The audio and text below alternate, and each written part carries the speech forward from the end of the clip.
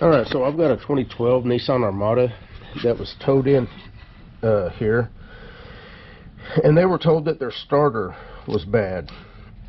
Now, I'm going to show you the number one thing you're going to want to do to verify that you have a bad starter.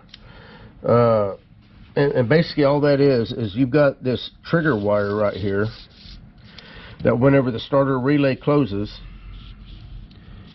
it's sending power to trip this solenoid in the starter solenoid, closing the contacts and cranking the motor. So we're going to undo the connector right here, super easy.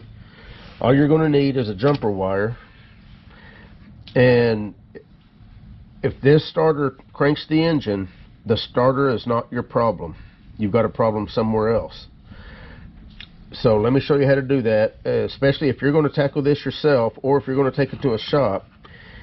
You need to have, even if you take it to a shop, have them show you this so you know that they're not just throwing a starter at it and then going to find something easier after they put it in and realize that that did not fix the problem.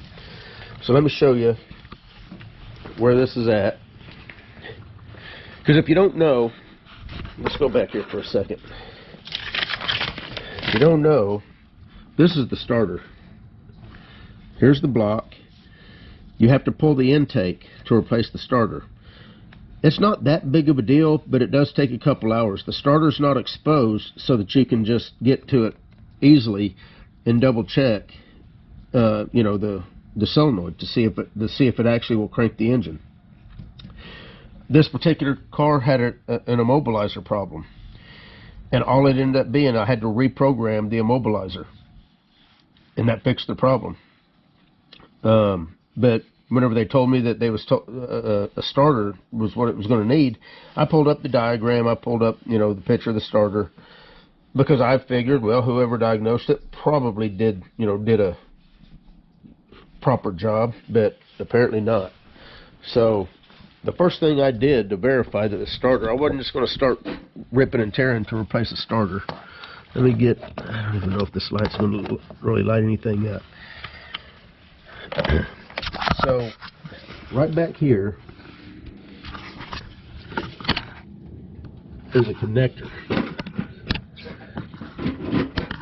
It gives you a little bit more room if you take the shroud off, but I'm not going to take it off. I'm going to try to work around it. Get the camera in here somewhere. So see this wire right here?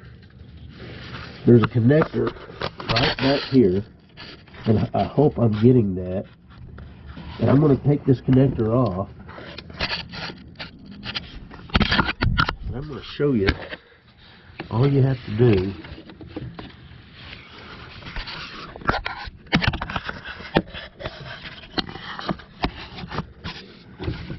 to verify the starter's good. I'm going to show you the connector so you know what you got to do to unplug it. There's just a simple little push button right there. So you reach back there, you put your finger on it, you push it, then you pull out. Now this is the signal wire coming from the IPDM. And you can take a test light and stick in here, put the other end of the test light to a ground and crank, try to start it, and if the test light lights up, then you at least know that you got the proper signal going to the starter. But the most thorough test is to take your jumper wire now, and you're going to go to the positive side of the battery.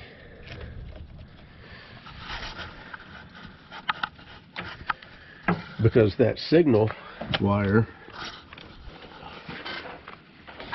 is a 12-volt signal that goes to the starter solenoid.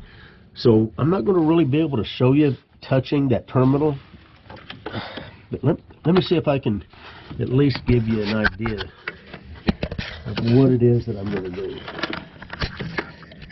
If you can see, hopefully that's coming through, but if you can see that terminal on the connector, and I hope I got the camera positioned where it needs to be, I'm just going to touch this wire right there on that terminal.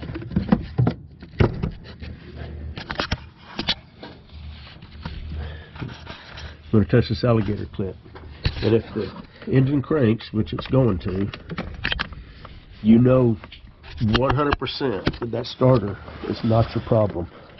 Well, make sure you don't touch anything other than that. Ow, ow, ow, ow.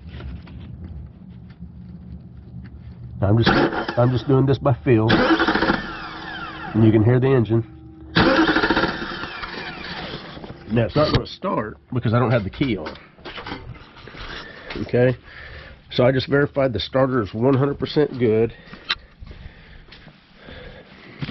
which was the first thing that I did. I should have filmed it whenever I did it the first time, but so now all you got to do, plug this connector back in, and I mean you're going to have to now start troubleshooting it to figure out what the problem is if yours doesn't crank. But I just wanted to show that because the last thing you want to do is dive into a starter job, pulling the intake and everything, putting a new starter on it, and finding out that you got the same exact problem. So real quick and easy, you can see the that connector coming off the starter. That's the plug that we disconnected right here.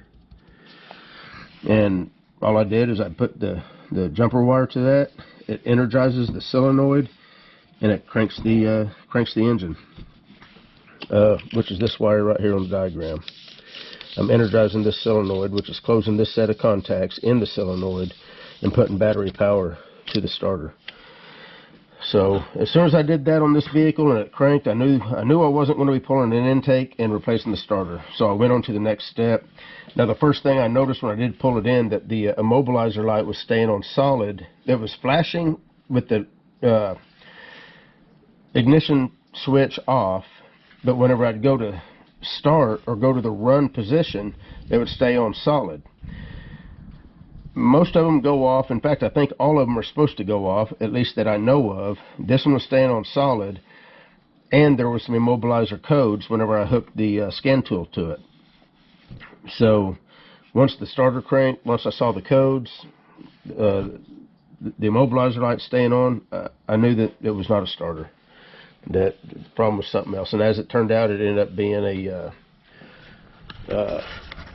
immobilizer fault. And I used the X tool right here to program that. I've actually got a video programming that. If you're interested in seeing a Nissan programming procedure using that X tool, I'll put the link in the video so that you can watch that.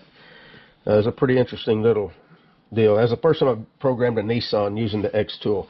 My Autel would not have done that because Autel does not allow you to pull pin codes, and you have to have a pin code for Nissan. The X tool pulled the pin code, so I had the pin code, and I was able to program the immobilizer. So thank you, X tool. Anyway, that's about all I got, so you guys take care. Hope you got something out of this video. See you in the next one.